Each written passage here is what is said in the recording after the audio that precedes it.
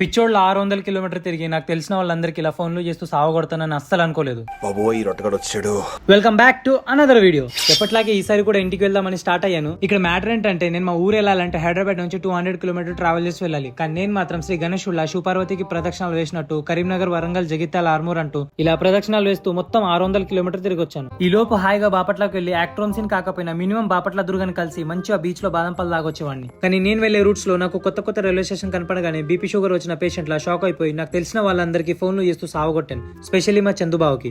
నేనేం పాపం చేశాను, నాకే ఇన్ని కష్టాలు వచ్చాయి. ఇలా ఎందుకు జరిగిందంటే నాకు కూడా ఇప్పుడే తెలిసింది. రీసెంట్ గా వచ్చిన వరదల వల్ల మా పక్క డిస్ట్రిక్ట్ అయిన కామారెడ్డిలో ఘోరంగా వరదలు రావడం వల్ల పంటలు, గేదెలు, గుడిసెలు, ఈవెన్ రైల్వే పట్టాలు కూడా నీళ్ళలో కొట్టుకుపోయాయి. దానివల్ల నాకు ఇలా పెళ్ళాం చుట్టూ మొగుడు తిరిగినట్టు తిరిగి వెళ్లాల్సి వచ్చింది. కామారెడ్డి వాళ్ళు ఏ పాపం చేశారో తెలియదు కానీ తొందరగా అన్ని సర్దుకోవాలని ఆ దేవుడిని మనస్ఫూర్తిగా కోరుకుంటున్నాం. ఇక ఎలాగో ట్రైన్ ఊరు వెళ్తుందని తెలిసాక కింద కూర్చున్న వీళ్ళు ఎవరో కూడా నాకు తెలియదు.